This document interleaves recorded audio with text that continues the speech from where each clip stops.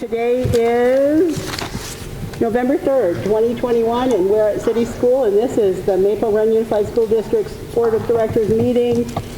There are no changes that we need to do to the agenda, so please join me for a Pledge of Allegiance to the flag.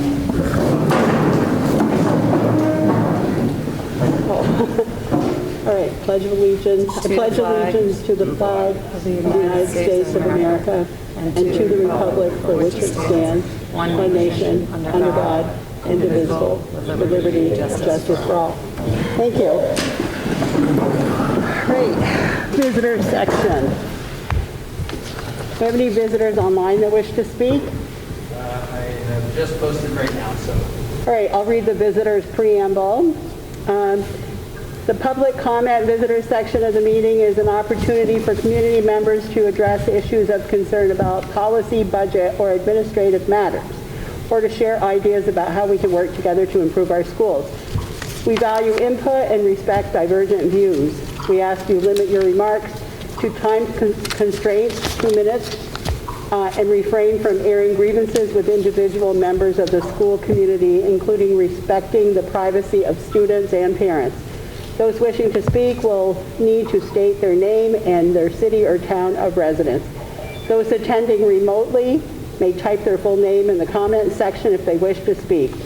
During the meeting, the comments section will be disabled for chat. Let's start with people in the building. Here, anybody present here wish to speak?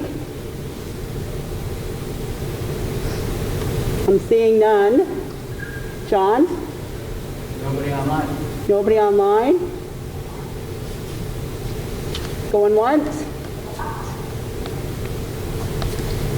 Okay, thank you. We'll move on. Next item on the agenda is the consent agenda. There are two items. Nelda. Yes, sir. We did have one, James Cross. Oh, okay, sorry. Mr. Cross? Would you like to speak? Oh, he's muted. He's muted. You're muted, sir. You need to unmute. Oh. We can't hear You you. need to mute. You're Yeah, unmuted. he's unmuted. He's unmuted. Because Oh, there we go.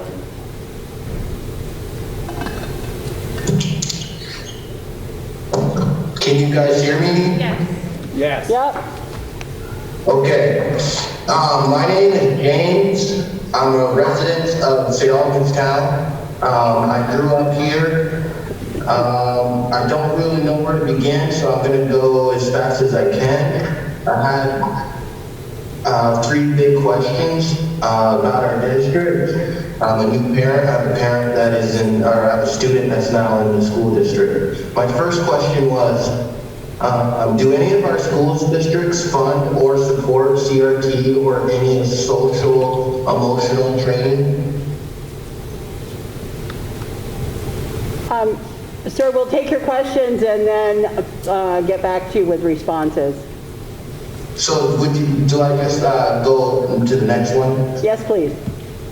Okay, so then my next one was, I had a question of, do any of our schools in our school districts fly BLM flags at the schools? And if so, can you tell me why? And then my third question was,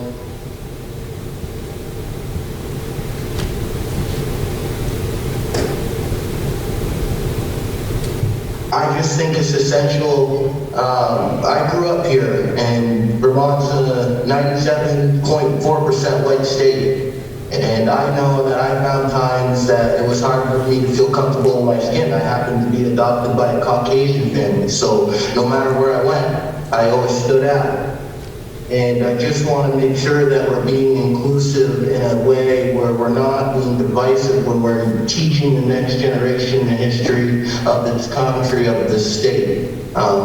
It should be bringing us together, not tearing us apart. And I just wanted to ask those questions and We didn't get his get some feedback on what you guys are thinking, what's going on. I'm sorry, Joanna? We did not get his third question. He was frozen for his third question, so we don't know what it is. I got the third question, didn't you? Can we just check? Let's just check. What was that third? Can you repeat that third question, sir?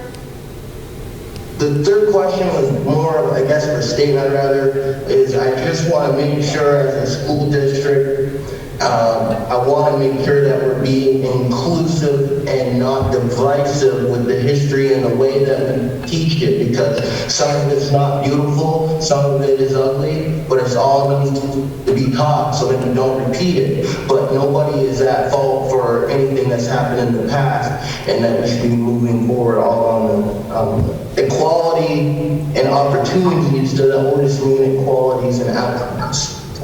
Thank you, sir. I got it. How do we want to get back to him? What, can I, let me speak. So, Mr. Cross, one of us from the district office can get back to you with those questions. I appreciate that. We have can you put your contact information in the chat? No, we'll figure it out. We have it? Well, if he has a student, we'll figure it out. Okay, we have a way of figuring out. I don't want him to have to publicly identify Gotcha. where he is. I have his email address. Yeah, so we'll All figure right. it out. Thank you. Thank you, sir. We'll get back to you in a short time. Thank you. All right. Thank you. Anyone else have any questions, any statements or And any? we have one more, Amanda Giroux. Amanda Giroux. Amanda? Hi. Hi, I don't know if this was clarified in previous meetings, seeing that I haven't joined for several weeks. But I'm just looking to see if the position of the student safety person is just for BFA, or are you considering all schools in the district to have that person? Can you answer that one? Start going down that road. You're going to do that. Okay, we'll get back to you. That's what she said. I think we can answer it. Can you answer it? I know we still have it, we have it advertised right now for BFA. That's where it's advertised for. The position that's up there.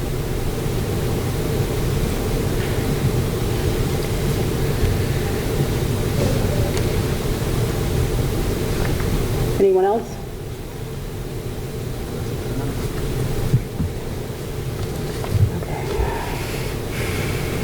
All right. Moving on to consent agenda. We have 2 items on the consent agenda. Does anyone need to pull anything for any reason? Hearing none, we're going to accept the consent agenda as submitted. Next item on the agenda is reports to board. First report is 6A, and that is the financial statement. Martha submitted attachment 6A, and I'd like to turn it over to Martha for her explanation. Hey, Mike, if you want to bring your chair up so you can sit, or you can stand, it's up to you.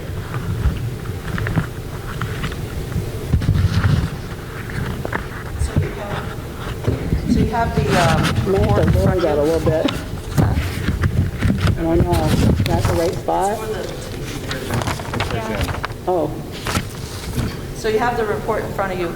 So and I'll kind of go over it to kind of give you a little overview of what you're looking at, seeing how this might be new to some, but it might be a review for others. So the very first page the first 2 pages, I believe, are the revenue information for the budget. The first 3 lines are the general fund revenues, and it's broken out by local revenue sources, state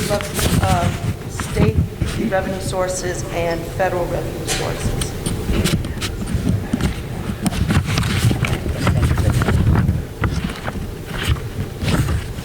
So the first column gives you the information as to where the funding comes from, general fund or grants, goes down through.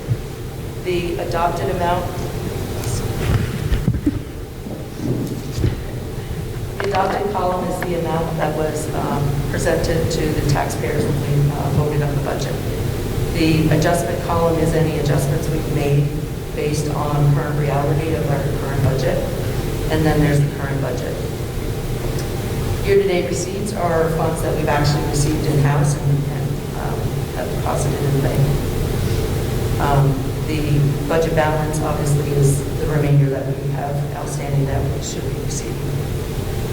So pretty much everything except for the general fund. The other ones are mostly all reimbursable grants. And so we won't receive the funds until we expend them and then submit a request for reimbursement. So that's why those don't show a whole lot of revenue coming in at this point.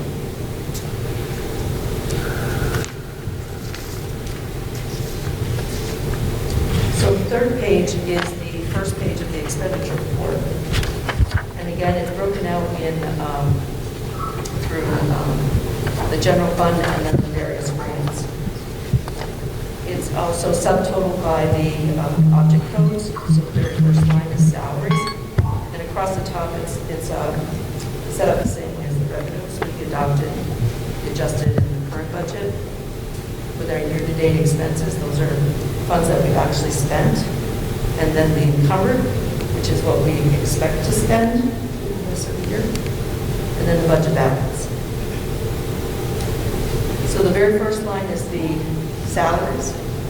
And to date, we've spent and encumbered the majority of our budget. We've got about 1.4 million left in that line item. These are things that we pay as we go, like substitute costs, stipends for co-curricular athletics, and some open positions that have recently opened that we're trying to fill at this time. Then there's the employee benefits. That's your obviously your health, your dental, life, workers' comp, professional development. The third line is your purchase technical professional services. Those are contracts mostly for O&M, special ed, board of ed type of expenses. Then our property services, which is repairs and maintenance. That also includes trash and recycling, utilities, snow removal, and so on.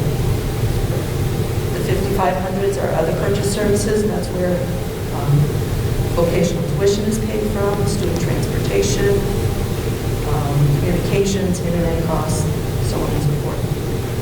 Supplies, that's obvious, that's your classroom supplies as well as supplies for cleaning and anything that costs any piece of what we might consider equipment, but it costs less than $5,000 is included in supplies. Then there's the 5700 property. That is your equipment pieces that are more than $5,000 and building improvements. Then the final is your debt service. That's your bond payments. So that's basically the general fund.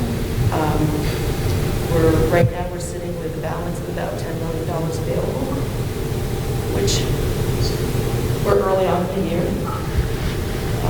I think we're doing okay. We're not doing great this year, but we're doing okay.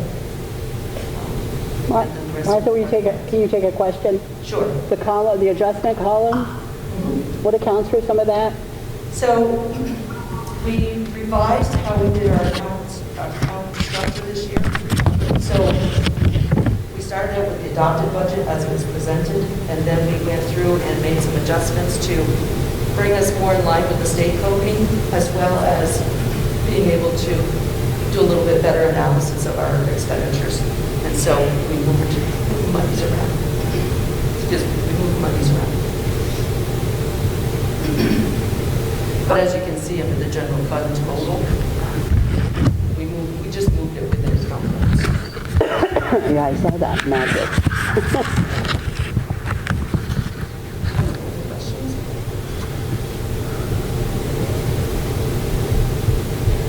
Anyways, more than welcome to send me an email if you have any questions.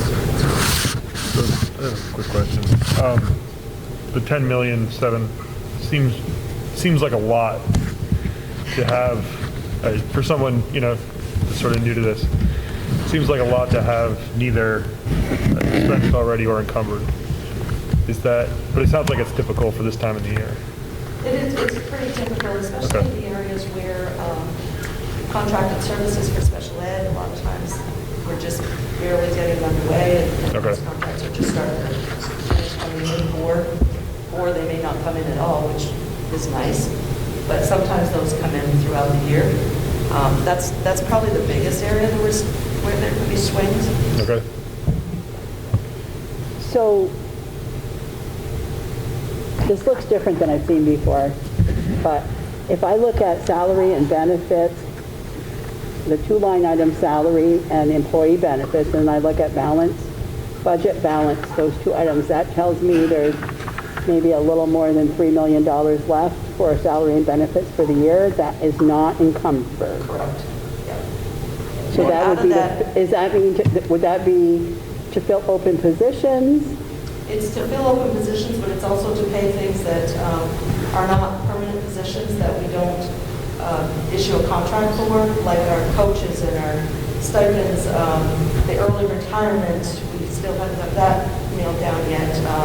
End of the year, we pay out for professional staff on a personal day payout, those kinds of things. We don't have the numbers at this point to be able to encumber for them. Yeah, one of the big, Martha, you were telling me the other day, one of the big pieces is the substitute costs. Yes. So we don't have that encumbered, but we don't like to touch that because then we would be going without subs. I mean, it's hard to get subs this year, we all know that, but that's a piece that is a big chunk of that money in there. But just for clarification, it's not encumbered, but it's expended, what we've spent so far. It's under year-to-date expense? This is where it's go ahead, Martha. Yeah, so the column YTE expense, that's where we've actually spent, we've actually written checks for that. Right, so so obviously some substitutes and all that kind of stuff Right. have been paid for. Right. Right, so these are the The ones that we've anticipated, paid yeah. to date, yes. I'm not trying to be as stupid as I sound, but I'm just trying to Fine. clarify. And the other item too that kind of skews it a little bit under the employee benefits is the HRA, which we have to encumber because we don't know what we're going to spend. That's based on what employees actually use, and we have to pay out as it goes. So that's another piece that, it's like $4,200 for each staff member pretty much, that we don't know how and when it will be spent. So there's no way to actually encumber those funds. Because that's based on an individual's medical needs. So how did we have such a significant property adjustment? What accounts for that? 101,050. So a lot of that is originally when we budget for what people consider equipment, which somebody calls a laptop a piece of equipment. But if the piece of equipment doesn't cost more than $5,000, it's not equipment as far as the state is concerned. So we had to shift those funds into the supply. Right. Gotcha. Thank you. I'm good for now. Anyone else have questions? Okay, keep going. That's all I have. Oh, okay. Unless you have any other I questions. thought you were going to take us through more, but that's okay. No, the rest are all, like I said, the other pages are the grants, various grants that we use to fund mostly positions. And again, those are on a reimbursable basis. So what we don't spend, we don't get. But what we do spend, as long as it's up to the amount of the grant, we get reimbursed for that full amount. Do you have anything you want to add to that? I just would reiterate what Martha said. Martha and I have been talking about this a lot. This is one of the tightest years we've seen since Maple Run. Tell me if I'm wrong, but from our conversation, this is one of the tightest year for Maple Run since its existence as a merged district. Especially in the salary benefit area, yes. And just when you say it's tight, approximately, is that because approximately 20% of the budget right now is all that's really not accounted for? So what we see in there, where Martha was talking about substitutes in the HRA, Yep. so those aren't encumbered, but we know we have to have those expenses. Right. So that is in that budget balance. Right. So that makes actually, although the report says the money's there, Yeah. we can't go spend that because something might happen that we need it for. Okay. In years, and add to this, Martha, because you and I have had this conversation. In years past, there was more flexibility. Okay. So that's not visible to us, right? Right, Obviously, it's hard and so in this that's report because of the accounting methodology, correct, Martha? right. So that makes it hard, I guess, to see. Like looking at this for us, it seems, oh wow, there's Yeah, there's a lot of money there, there's but a what ton were there, you but that's, talking but about, that's not Bill? what we're hearing. So when the numbers don't match the Right, Yeah. that's why I want to make sure I'm explaining. Yeah, $1 million Yeah, okay. left at this point when you're actually talking about $31 million. right, It's not a lot left. right. Okay. My question would be, so from the beginning of school until now, looking at what we've utilized for substitutes, and then projecting for the rest of the school, if we were keeping on to where we are now, do we have enough to get us to the end of the school year? Yes, we have funds to cover for substitute costs, yes. And do you know offhand, and if you don't, it's fine, where we are at in comparison to other years in terms of, utilizing subs? I don't know. I don't. Just wondering.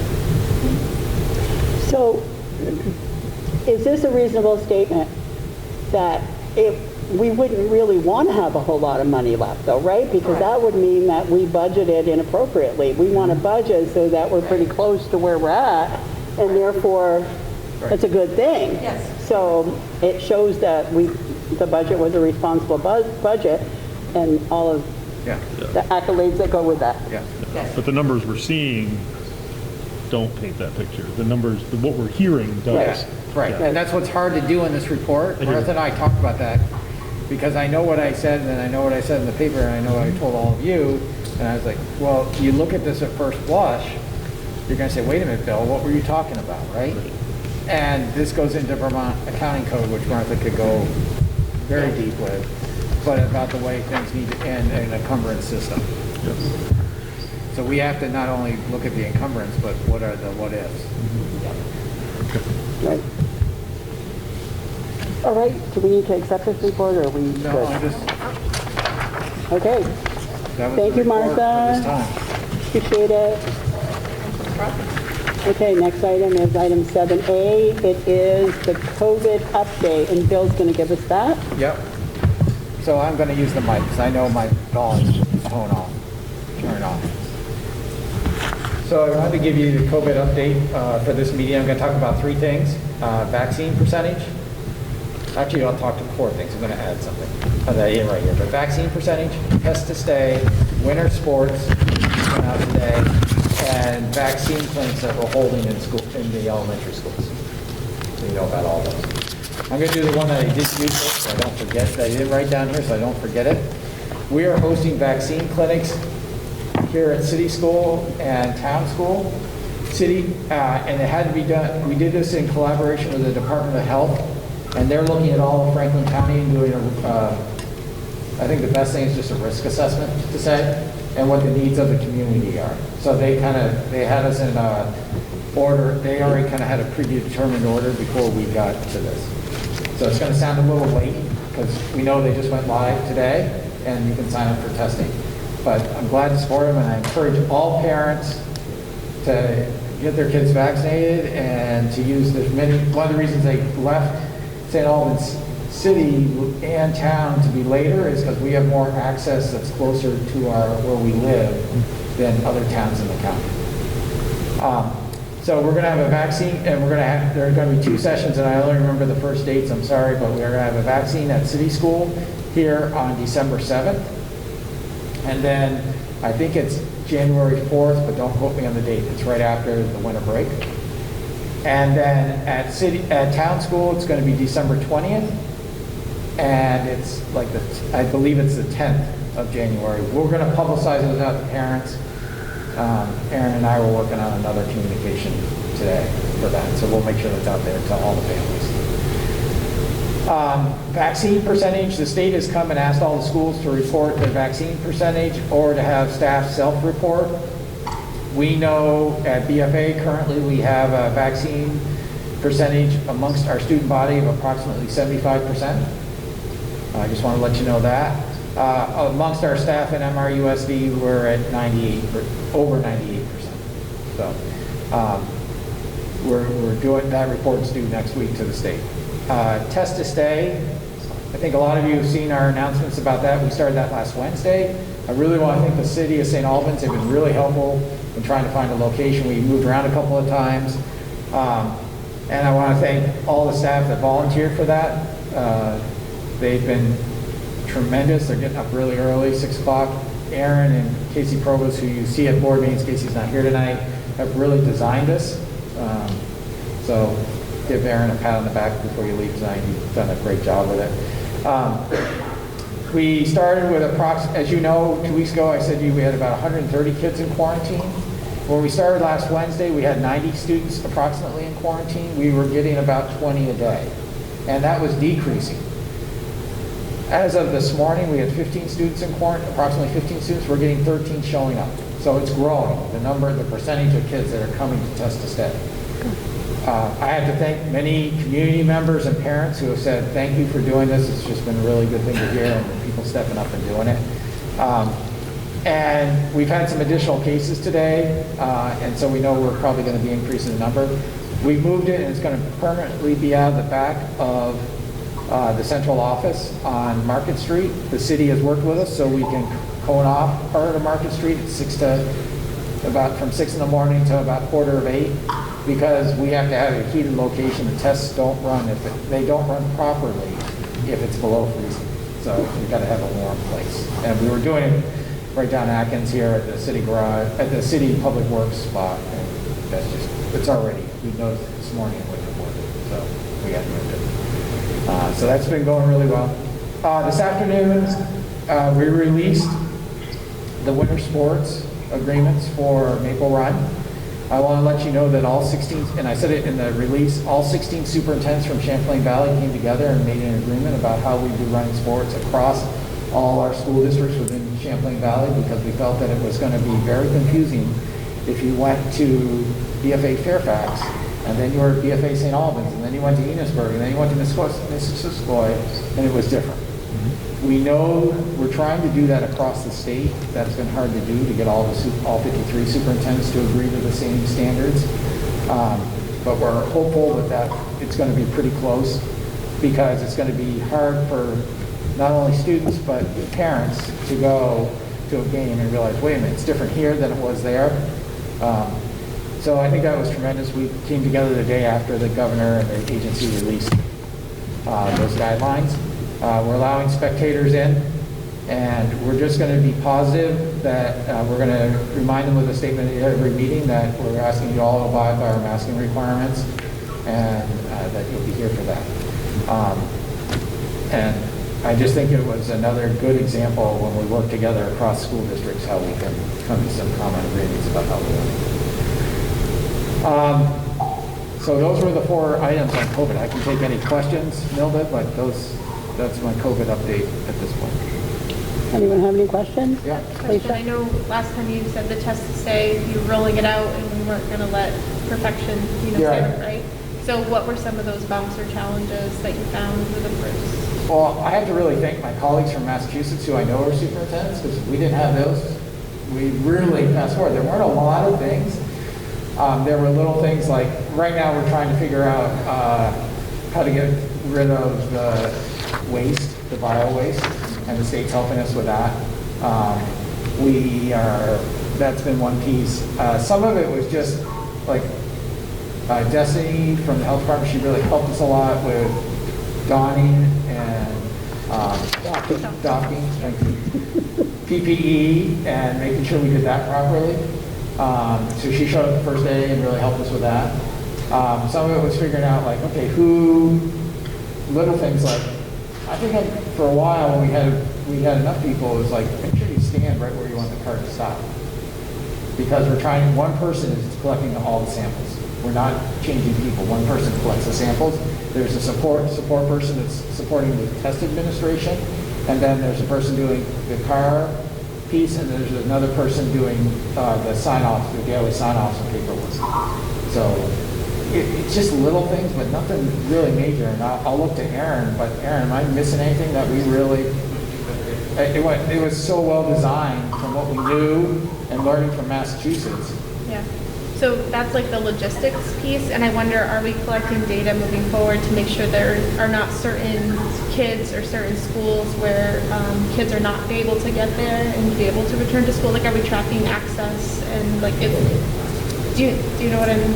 I do know what you mean, and this is where good doesn't get in the way of great. I know. So I So just wonder, it's- I know it's early and we just are starting with data, but I'm just wondering if there's a way to kind of track, like if we already have students who have had lots of absences and they're going to be, So we're really publicizing and really encouraging.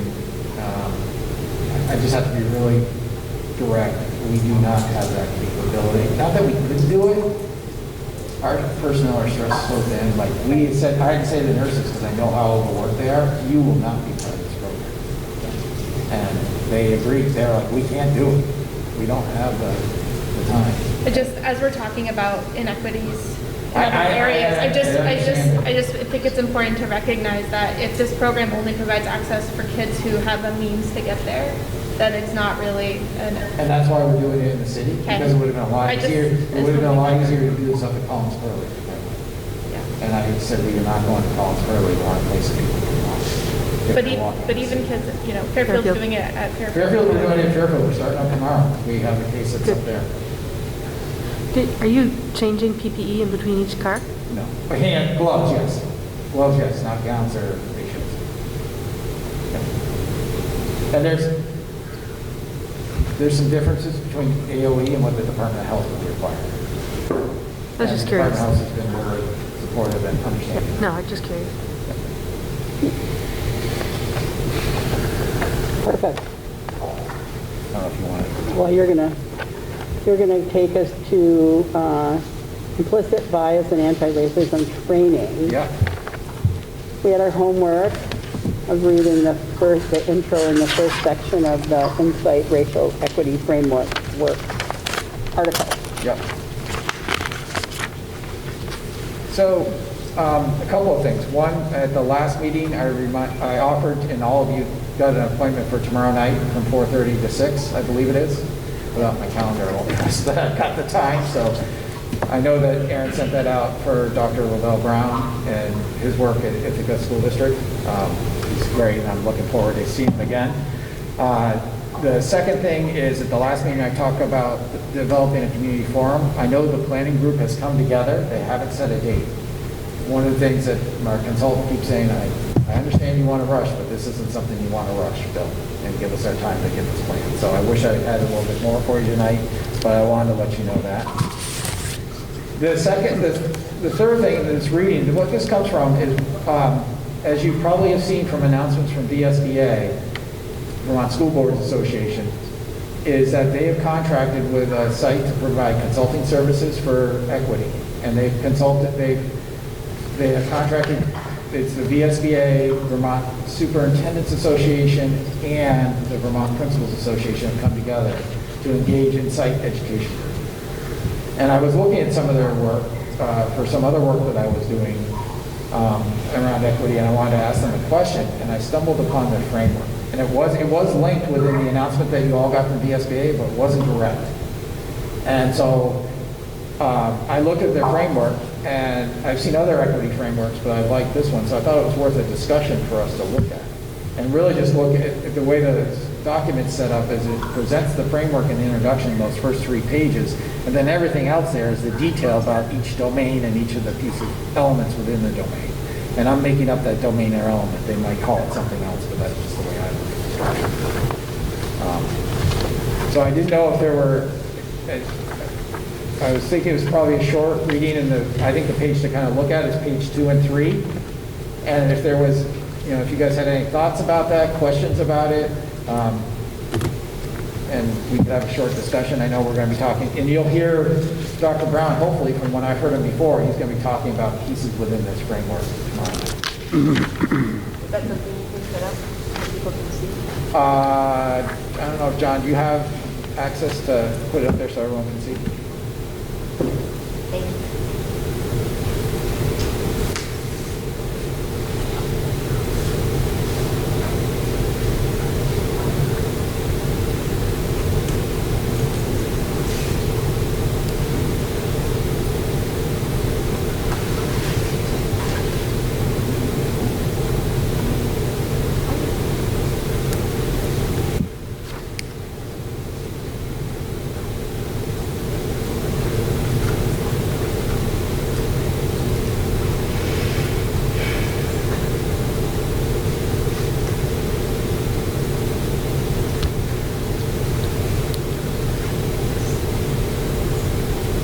I have just a question. Could I ask that right now? Yeah. When we're talking about about equity, and this particular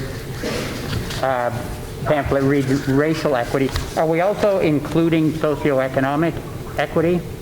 I would think we'd be talking about many different subjects. Okay. Yeah.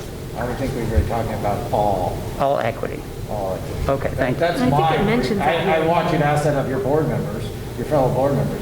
For me, that's the way I Okay, thank you. look at it.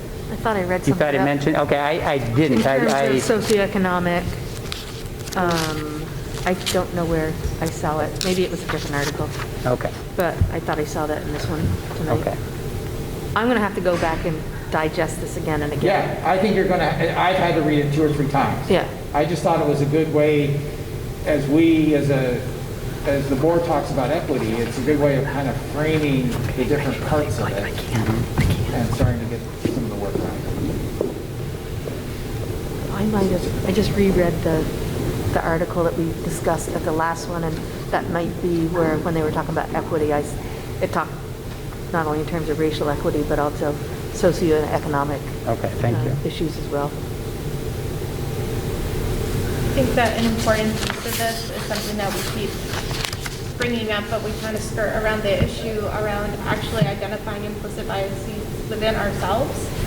And I know I went a page further than I was supposed to. You can read as much as you want. I understand. But it talks about, it's so important that the school board, senior district leadership has examined their own biases. And so I think that it's imperative that, and hopefully tomorrow night we can get into that and get some tools and start to have some actual planning and about racial biases, about biases around people who are transgender or people who have different sexuality than we may identify with. I actually did, in a course I had for school, I actually took a bias where you link professions based on gender, which I think would be important as a school board to take things like that. I think there's lots of ways to measure, but it's important for us as we're making decisions around policies and having these kinds of conversations to first recognize where we sit ourselves. Well, I think I was having this discussion, this exact discussion with colleagues today at work, and we had the same discussion a week or two ago after the last meeting, and when Nilda, when you mentioned something about even the biases that we hold at work, like in the healthcare field, it's true. I've had to really examine the biases that I have with people coming in. Mm-hmm. And there are. I mean, we all have them, right? Yeah. I mean, that's what that's part of how we were born and grew Yeah. up. We got them from our families, our social interactions, our life. Yeah. I think that probably, I mean, if we get anything out of all of this is to recognize that we have them. So therefore, we need to, recognize it and try to do something Yeah. different to not let the bias affect us. Yeah. I was reading something on LinkedIn last night. I can't remember what the announcement was, but it was something where this company made this big deal about this person being the first woman, whatever. And I was like, yeah, so what? Why are we making a big deal about that? It should just be that that woman is that. Why do we have to and call it the first woman? Why don't we just announce that that person got this position? You know what I'm saying? And I think you get tuned in, you almost over-bias your thinking, over-bias your analysis when you think about that, because I thought they're making like a bigger deal about this because they're calling attention to the difference. Get my point? Am I being like irrational or? I mean, it's a good thing that happened. But at the same time, I was gonna Hilda, say. people need to be able to see themselves in positions of power. So if you can see them, you can be them, right? So if we can illustrate and draw attention where a lead person in leadership is a woman, maybe that empowers other people who are young, who are girls, can see, and that could be them someday. So I hear what you're saying, but on the other side of it, how do we empower and encourage students to see themselves in positions of power and different choices as they grow up if they don't have opportunities to see it? Mm-hmm. No, I agree. And maybe for that particular company, it was the first time. Oh, I mean, I'm sure it was. I'm then it must have been not a really questioning big the deal. validity. It's just, For it just struck me. 2021, I guess it just in the being current, first. excuse me, I'm sorry interrupting you, but in our current environment where we're talking about this more and we're just more aware of it. It just struck me. Maybe overkill, but. So, John, if you can just come down to the fourth page, or it's page 3, but it's right there. I think that's an easier one to look at instead of the circle diagram. And maybe you can you can make that bigger so we don't have to look at just that one part. Thank you. So one of the things when I first looked at this, I started looking at each of the boxes. And I started having a question for myself, because I was thinking about capacity. I've been thinking about that a lot in many different realms, and saying, what can we do? What questions should we be asking around each of these bullets? And how many of those questions can we do? We should be trying to do work on all of them, but then what capacity do we have to do that currently within the system? And that, I don't know what people think about that, but and then each of the 3 or 4 pages later on in the document takes each of those boxes and explains it in detail and what it looks like in a district when they're doing it and issues to consider. So what you're saying is, under the structure, systems, and resources domain, Yeah. what capacity or ability do we have to look at opportunity, access, and then outcomes? Right, well, if I look at that right there, if I say under there, okay, we have a sub-bullet of power structures, policy, and organizational systems. Do I have a question? And this is the nice thing about later on in the document, they have what it should look like and issues that might be occurring to take a look at that. So I started thinking about that as I went deeper into the document to say, for each of those bullets, what should be questions for Maple Run? And I wanted to look more, and I didn't want to take you there tonight because I didn't want to ask you to read the 40 pages. But for the board to start to think about, if I wanted to look in one of those places and I look at the detail in the report, what questions might I have as a board member for Maple Run? That's where I was thinking, if I was putting my place in your seat as a board member. About the opportunity. About the opportunity. About the access. And what we're doing about outcomes, or how And what we're doing about outcomes, yeah. What do our outcomes tell us? What are our opportunities for students? And what are our access issues? And they talk about those in each of those domains for each of those bullets. That's kind of what I was pondering. Yeah. So I think that's where this sets itself apart as a framework, right? The last thing we looked at was not a framework. Nope. It was social commentary, maybe. Right. And that's where this stands out, is that it actually gives some things that are actionable. Yeah. And I think that's good. I think that obviously the whole discussion around personal biases and the personal growth that we're all going to have to go through, that's all good, but to me, that's homework. This is the stuff that board needs to focus on, right? And we're gonna have to get through that, that first stuff in order to get to this, But I think this is where we need to focus, and I really like this for what it's worth. Thank you, Bill. But we can work because we are members of those organizations. We can ask for questions and support from the equity. I want to make sure I say it right. The Insight Education Group, and I already have a question into them about resources and resources allocations within a district, not across districts. Mm-hmm. So across schools, but within the district, when you're thinking about it with an equity lens. Mm-hmm. And examples of other school systems. So is this something, because going through this, I definitely had some questions, but we're going to discuss more as a board at some point that we can really dive into it. Correct? I think I'm asking you, I'm putting this out there for the board and how we can use this as looking for insight from you.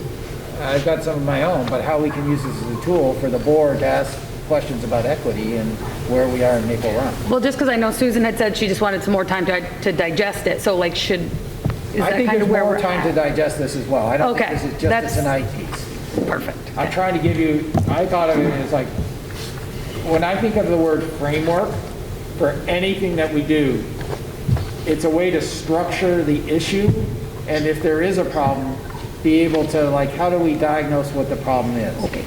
I think this framework helps do that for school districts about how do you structure, especially for a board, when you're looking at it from the district level, what are the issues that go with the equity, and tries to break it down for the system. And really, in those 3 areas, Susan, that you looked at, you were talking about the opportunity, the access, and the outcome.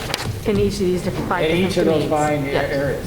So, let's say I read this a bunch of times and I got a good handle on it. What's our next step? Our next step is to decide what's the work for the board and where are the areas, realizing that we do have some capacity issues, but what can we start, where do we want to start the conversation? And I would suggest that, it's going back to our goals, it's going back to our governance, it's going back to, all of those things. And so what this is here is just a lens for us to be able, it's just another thing to put over your eyes as you're trying to ask yourself those questions. What are our goals going to be? How are we going to, frame our governance? So these are different ways for us to be able to look at those things, and they are different domains for us to be able to ask questions about as we come here together, and as we create our goals, and as we create accountability. And I think for tomorrow night, listening to Dr. Brown, if you think of these 5 areas, do I hear something in each of those 5 areas? And because he's going to talk about his journey, if he does what he's done before, and how they're not all the way there. He'll say right away, I'm not going to say we're perfect. We're still, and I've heard him say this several times, we're still improving. But what are they doing as a school system to try to they are, to track their equity and how they're being a more equitable district? So are we making the assumption that at some point in our path, not all students in Maple Run Unified School District have had an equal opportunity to succeed and equal access to all of the programs we offer? We're making that assumption that we have not done that if we're diving into let's make it happen. Well, right. Or even that the programs within Maple Run are not designed for everybody. So even if they have access, they're not the right programs. Exactly. So it could go even deeper than what you're saying. Right. And I would say I'm not sure that we have anecdotal data. I'm not sure that what we have for our own quantitative data. I've been actually trying to figure that out. I'm not sure that Dr. Brown will show this tomorrow night, but if you went on the school website, you would see an equity dashboard that uses student data to say how are it's based on outcomes or survey results, so it's not just like test scores, to say how is that disaggregated across different subgroups. So we don't have any specific examples where students in our district have been denied access to particular programs. Test to No, stay no. denies access. No. For kids who don't have transportation. Okay. So But, their outcomes could be they are in school less, they have lower test scores because they missed instruction because they didn't have a parent who could bring them to get tested. okay. I'm talking academic programs Yes, we have academic programs. that where not all students have equal access to. That's correct. Okay. I'll give you, I don't know if this is what we're talking about, but I remember going into BFA when our youngest entered high school, and our kids didn't have their own computers.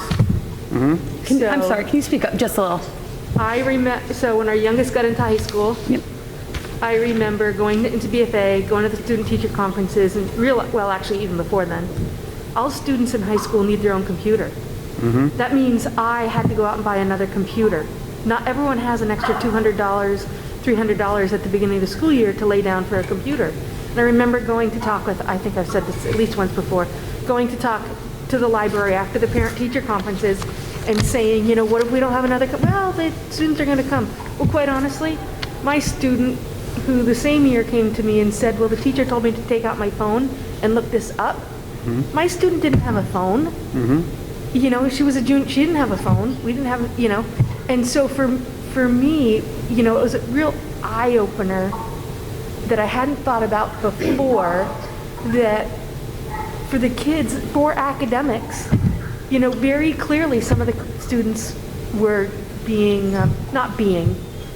but didn't have the same access that my kids had. I agree, and also you'd include internet access in that.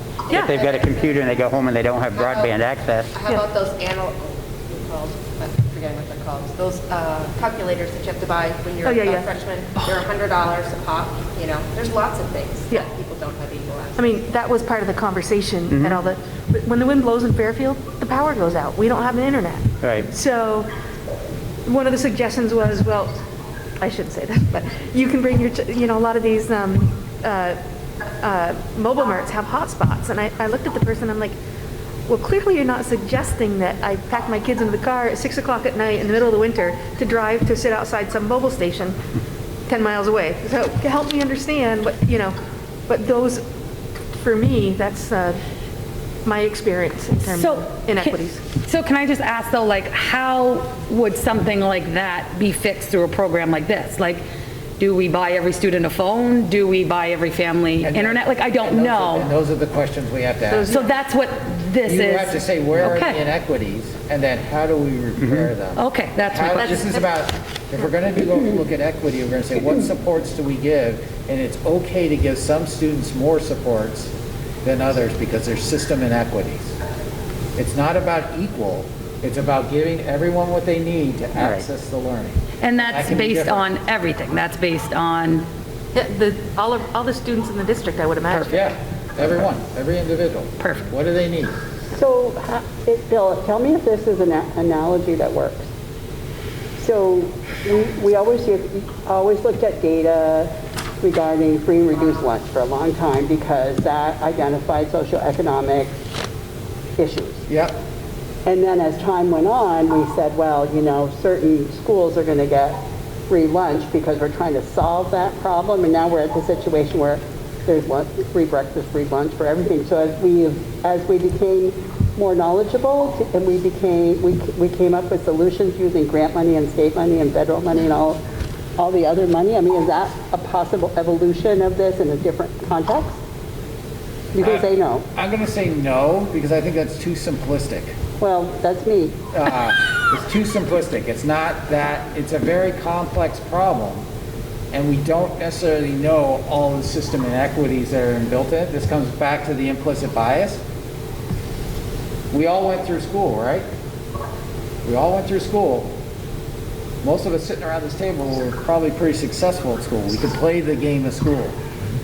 There are many students that they don't have, and so for those of us that have children, for myself, I don't worry about my children because I learned how to play that game.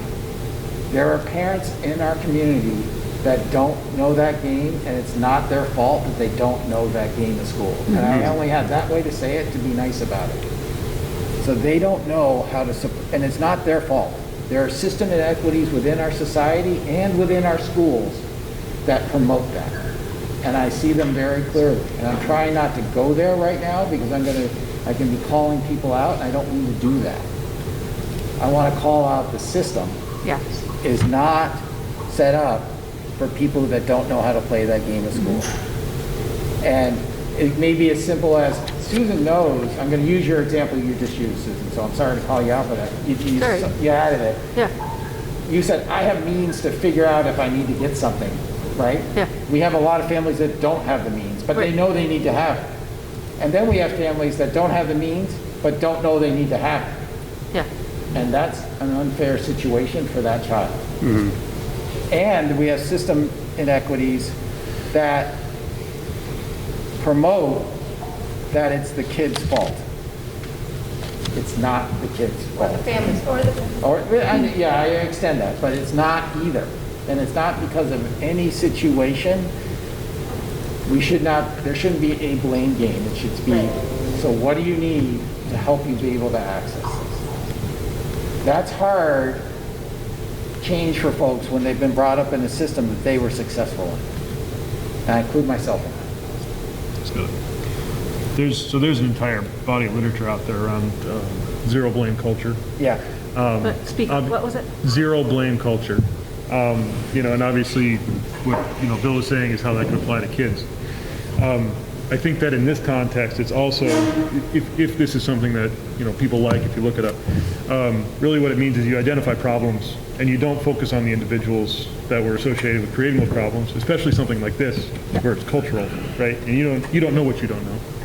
And so you focus on identifying issues and solving them, and not kind of how we got here. Yeah, look at the systems issues and figure out how to fix it. I want to take a step back again and say that the action plan is exciting to move here, but until we know what we have to work with as leaders, like us as the school board and then our administrators, until we take a look at ourselves and say, what are my assumptions that I hold? I grew up in this way. I grew up with middle class values and a family like this, and this is what was around me, right?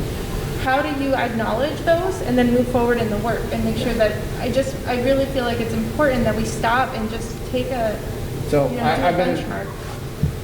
that has to be done in a safe environment. Oh, no, right? absolutely, but I just And want I to have- make sure there's a tool and an expectation that and the I- school board does it.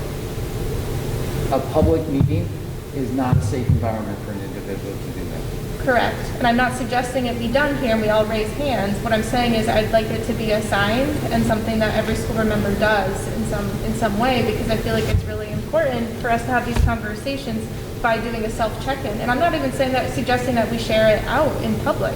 I'm saying that this is a really personal thing. The way you grew up and what your values are and what you hold in yourself is really very private, but for us to come and do this work in front of the community and as a board, we have to know what we're working with as individuals to come and do the work well. So I'm not suggesting for a moment that that's part of this discussion. What I'm saying is that work needs to be done as homework, like Grant said, but we've got to know what we are working with. Well, the other piece, just to add, I'm a little bit familiar with that no blame environment, and it doesn't take away accountability. That's the good part about it. There is always accountability. So if you look at that, it doesn't take away accountability. So not necessarily just individual accountability, but it could be in this environment. We could be accountability of the school board. We need to take accountability for some of this stuff and act on it once we understand it and can label it a little bit, which I think Alicia might be getting at the labeling it a little bit part, trying to understand it and being able to talk about it. When we started into the structures and systems and resources, you can't build a house without knowing what you're working with your framework. We keep talking about framework, but until we know what we have to build it and to make this we need to understand where we're starting. We understand our baseline. Do some self-reflection and research around just so you know, as individuals, oh, I hold this bias. Oh, I have this. It's important as I go to do this work, I make sure I represent all kids in our district. I need to make sure that I'm aware that I might have this bias that I hold. Just before we go to work, just to make sure we have that. All right, well, we definitely have work to do. Bill? So tomorrow night we'll listen to the speaker at the School Board Association meeting, right? And I'd like to I think the next meeting we come back and have reflections from what we heard there and how that might inform the work going forward via this framework for work that the board wants to do. Right. Because I think there's a point, we've been talking, but what's the work? And I'm not trying to rush it, okay? No. I keep getting told by our folks that are supporting me, is like, Bill, this isn't, you don't rush this, but you've got to get to that depth. And right. You always have to balance it. And I'm not trying to rush this either, but we might need some guidance as to some process to help us come up with a process, if you follow me. Well, I think we're in the process. Right. So taking the steps, I think what people may have wanted us to do a little faster was to get to a beginning, but we are here now, and you're providing us information to be reading on a weekly basis. We're attending a training tomorrow. We're going to be able to hopefully make some connections between some of the things that we've read and then whatever we experience tomorrow, and we continue to talk about it each time that we're here, and then we can start to make it a part of the work that we're going to do, hopefully, when we start to create some goals. So, I mean, to me, we're in the process. It's not going to be done. There's not a task that we're just going to be able to check off. This is an ongoing growth and development, right? Professional development is never over. Well, thank you all for sharing your ideas and opinions, and I think we'll move on to the next topic on the agenda, which is negotiations update. So I think here we can have a finding that premature general public knowledge would clearly place the school board at a substantial disadvantage. So we'll have to discuss this in executive session. So we'll do that later. And now item 8A, new business. I'd like, this is related to the alternative program proposal that Alexis presented at one of the last meetings. And at this point, I'm looking for a motion to authorize the superintendent to negotiate a lease for the alternative program space with the landlord, Frank Coffey. May I have a motion, please? So moved. Thanks, Jack. Is there a second? Second. Thanks, Katie. We have a motion and a second. Discussion. Bill, Alexis, who's taking us through that?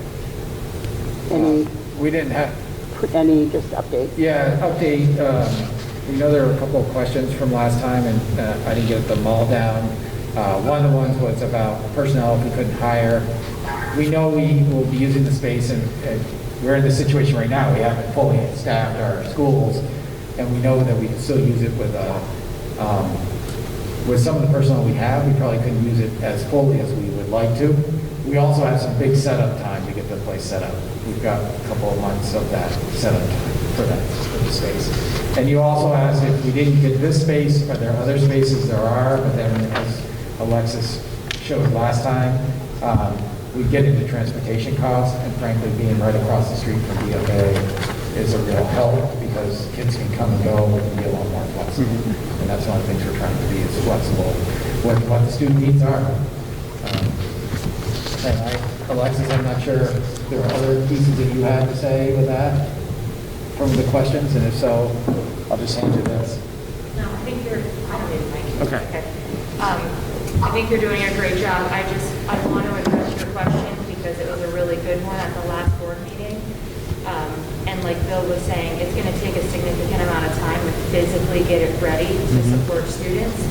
But I know we have a lot of really creative folks at BFA that have a lot of really great ideas on how we can continue to make it a student support space. But if we have a hard time hiring at the very, very beginning, it just might have to look a little different than the proposal that was given to you last time, but that will always be our end goal. But I'm honestly not as worried about hiring as some of you may be because we have a lot of interest. Thank you. Joanna, I have some concerns. want to pass the mic down? Oh, I don't think anybody can't hear me. I could barely hear you just then, so. Oh, well, maybe because I was concerned about saying that I have concerns. Okay, I think one of my biggest concerns is that I know that in the past, Alexis, you've talked about kind of paving the way to move further away from Northwest Counseling and Support Services and providing services mainly in-house. And that is a concern that I have for two reasons. One of the concerns is that it's in direct non-support of our local preferred provider for mental health services, which is NCSS. And the other concern that I have is around supervision.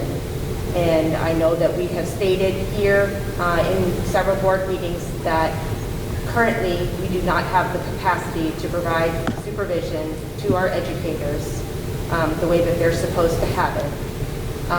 So I am extremely concerned that we would potentially be taking on a clinical role for students and for staff and not being able to have the capacity to be able to provide clinical supervision to people or even academic supervision to people in a clinical setting. So there it is.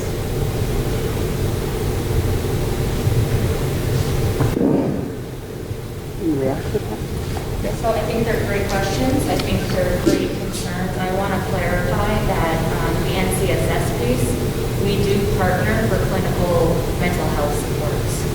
So we are still partnering and we are still coordinating with them for services that are outside of school. They have on their own also indicated that they cannot meet the demand of schools. So they are encouraging and supporting school districts to find creative ways to build their own in-house capacity because they cannot meet the need. And their staffing crisis is actually more significant than ours. So we have wait lists for students that are 12 to 18 months out. So right now we're in a situation of what do we do for those 12 to 18 months? We don't have a plan B. We don't have an alternative level of support, so that's not equitable. So it's continuing to be a partnership. They have been a part of conversations of how we're moving and what we're trying to do as a district level, and key people at NCSS support what we're trying to do, and say that we're on the right track because we need to balance the need in our community because it's growing and they can't meet continued educational need of a lot of our students. So we're not trying to replace them, we're trying to provide a similar level of support and really reserve them for the highest level of clinical mental health need, which is also what they're asking us to do. I understand that's what you're talking about within this alternative program. And I was trying to make it part of the larger conversation when, we talked about BCBAs and clinicians and so forth. So it's part of my larger concern. And so I understand that there's a need for the alternative program, and I'm not suggesting that I'm not in support of that. It's part, my concern is part of the larger concern and our relationship with NCSS. And I believe that one of the schools just had somebody leave from NCSS and that they were not going to rehire.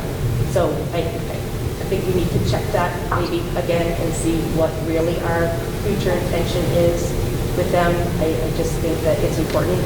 And again, if we are going to make the plan to do the work within our structure, we need to make sure that we have a plan in place for people to receive supervision. I agree, and I hear you, and I'm a part of those conversations with every school building on a daily, if not weekly basis. So those conversations are happening constantly, and we are constantly looking at our systems and what we're currently offering and how we can re-envision those and improve them. But like you just said about equity work, it takes time. There's not an easy fix overnight. We're not going to have an answer tomorrow, but it is top priority of a conversation in all school buildings, with all building leaders, and with all clinical staff. I understand that it's not overnight, but when you are theorizing bringing in a new program, then I just hope that in doing that there is a plan in place for that new program for those people to have supervision. I appreciate your feedback. Thank you. Thanks. Anyone else? Comments, questions?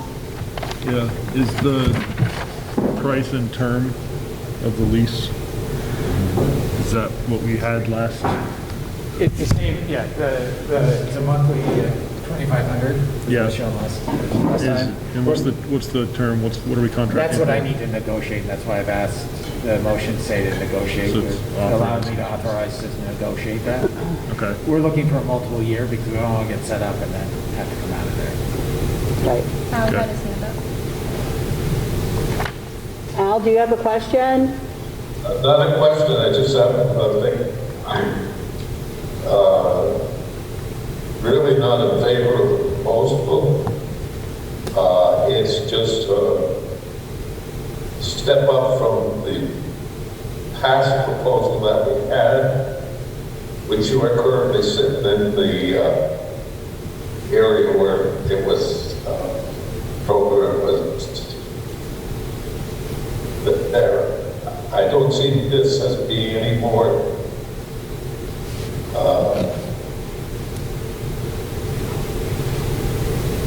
supportive as we go along. They're going to once again let students leave from even across the street into the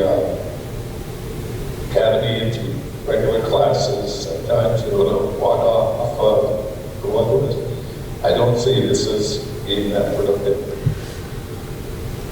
Excel. I think we discussed at the last meeting, somebody brought up that perhaps we had dismantled the program that we shouldn't have dismantled, and that we're trying to get back to some semblance of where we were with some alternatives to it. Are we ready to take a vote?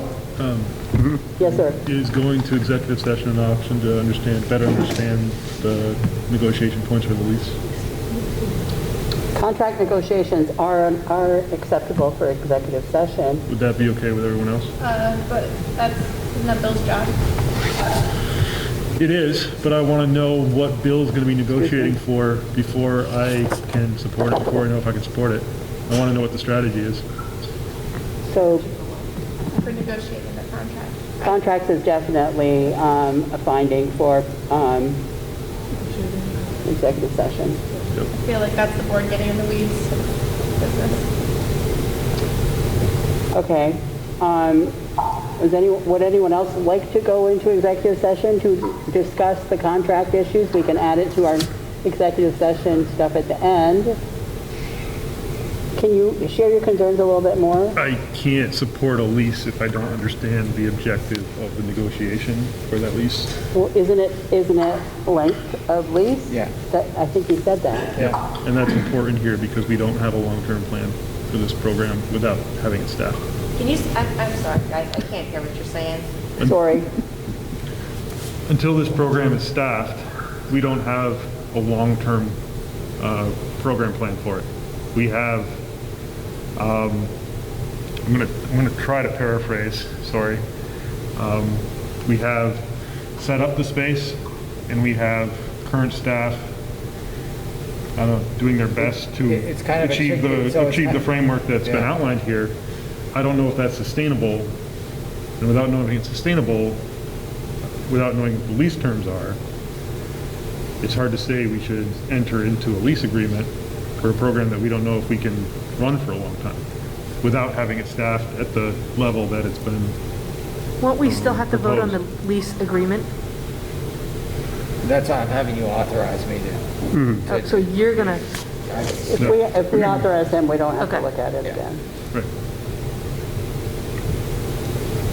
So you're worried about the staffing. I'm very worried about the staffing. So- I'm worried that I love the program. Right. I love what we saw last week or the last meeting. Yeah. I think that's a great program. You know, I'm kind of in the other camp from Al there. And if we could do that, that's great. We're under the gun for the space because it's available now.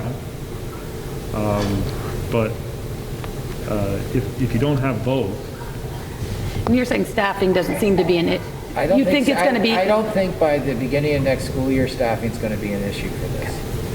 I think can we get it going fully staffed by the second semester? I can't guarantee you that. And losing this space and paying for at least a year at the terms of where they are right now will still be a benefit. That loss will be an overall gain for the district when I look at it from a financial standpoint.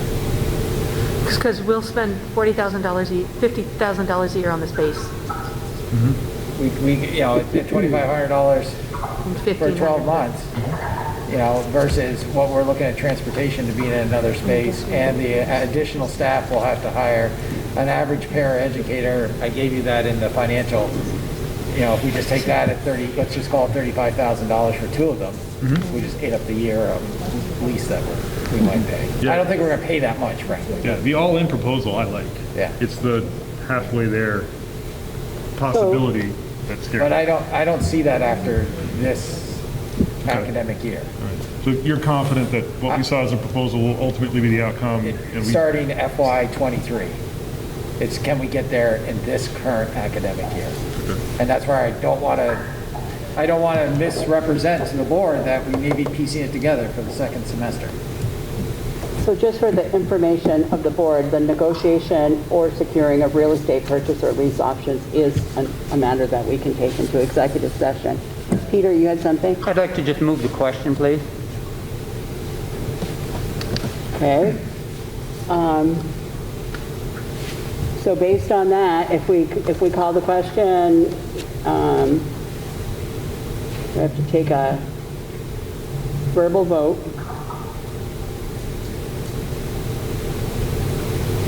All right, Jack, this is favor of the motion. Yes. Al, No. Susan, Yes. Joanna, Come back to me. say that again? Come back to me. Come back to her. Passing. Oh. Grant, Yes. Alicia, Yes. Peter, Yes? Katie, Yep. Hilda, yes. Joanna? Yes. Separate my. Okay, motion carries 1, 2, 3, 4, 5, 6, 7 to 1. With no abstention. Well, yeah, 7-1 with no abstention. Okay, thank you all. I appreciate all the discussion, and I think Bill heard it, and I think he's going to take all that under advisement as he does his negotiations. Yeah, and we will report back as to how we're doing. That would be great, just for Yep. information. Yep.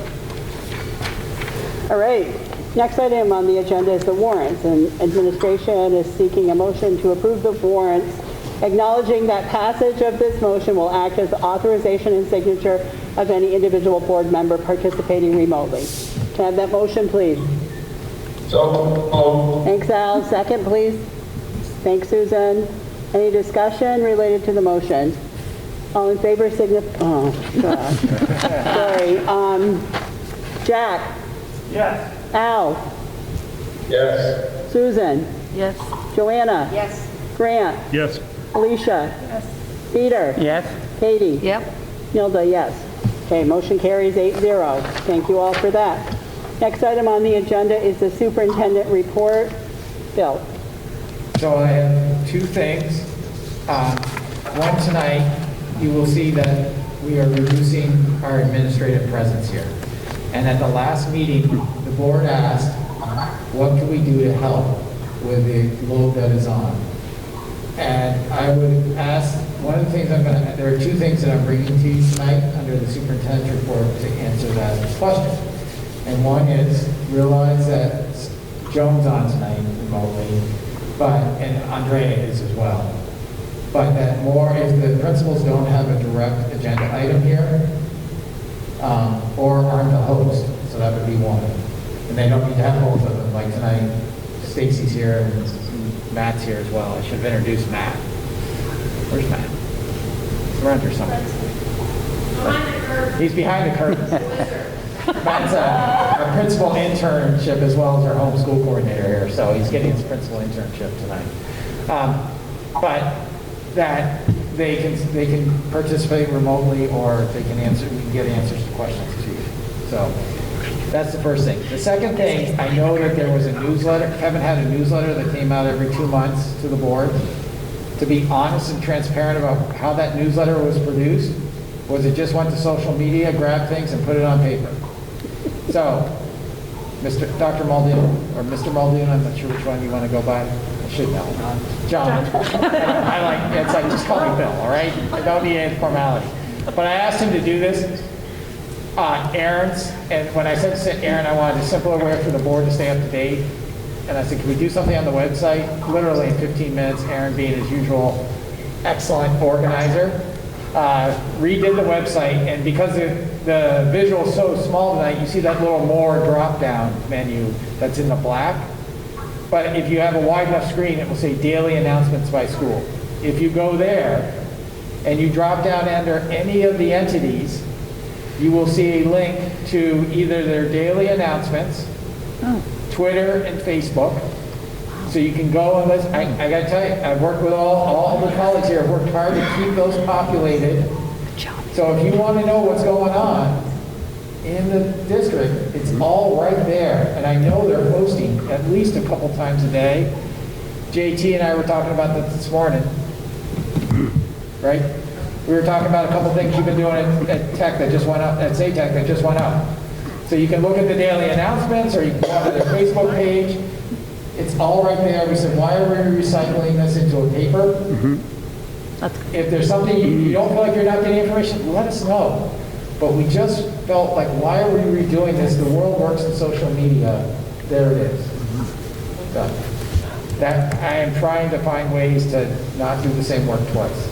And it shows people how to use it. Yeah, yeah, we're trying to do that. That's cool. So hopefully that helps you stay abreast of what's going on. I do think, and this is one thing I haven't talked to my leadership team, so they may say, Bill, be quiet.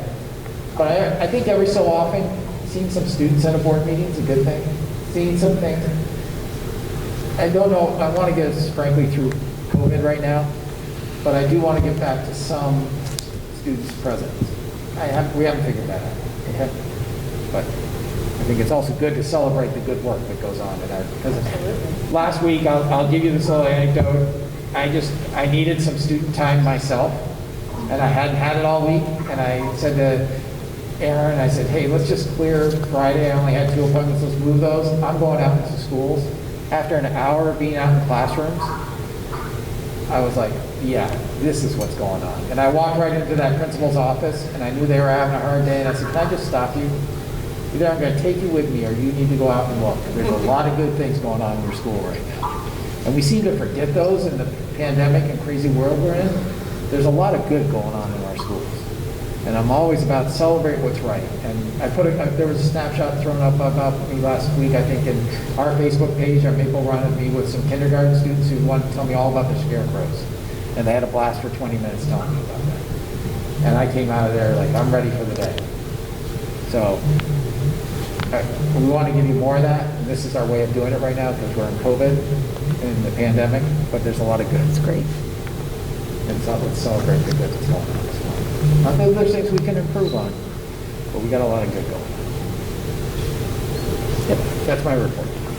And you wanted to also say that Logan Hughes was the first BFA girl to ever make. Oh, I can say that. Come on. I could also talk to you about, Leanne would love to tell you about one of her colleagues who's appearing on Food Network. And won the first competition. I DVR'd it and watched it last night, and he won the first competition in the Holiday Baking Challenge. I did hear that. That's awesome. So, great. Yep. You want to add any more, Miss Wright? Or DVR'd it, thanks. No. Sorry. We got a lot of people rooting for him, and he's getting calls from all over. He's going to need an agent. Yes. That's me. Sign me up. So that's my report. But thank you for about Logan and the BFA boys who were narrowly second and went to 6th place. So I know about that. And all our athletes are doing great jobs. Did I miss something, Brett? Actually, the boys tied. That's why. Yeah, they tied and had to go to the 6th place runner. It's ridiculous. Tell us how you feel. Thank you all. A second place banner. Is there a runner-up banner? No. Did they actually say that? No, I said that. I know, it is crushing. All right. Sorry. Thank you all. Okay, board announcements. We know we're going to get a report on governance the second meeting of each month from Grant, Jack, and Nina, who are part of the governance team. That's what I know. Yeah. Anything else? Report might be too strong of a word. You'll get an update. Update. Okay, update. Yeah. Any other board announcements? Did you not hear me, Joanna? No, I heard you. You did hear me? I did. Okay, good, thanks. Anything else for board announcements? Yeah, so I want to say that Logan Hughes, BFA runner, took first place at the Vermont State Cross Country I saw that. All This is only her over second the year running. internet. Yeah, pretty amazing. It was great. She won, yeah. It was great. Thank you. A lot of hard work. And the boys did really, really well, too. Thank you. I count on you for these reports. All right, agenda for future meetings. We still have the IT study and the final report for the closing of the 5-year plan we need to wrap up. We need a motion to go into executive session for 2 items.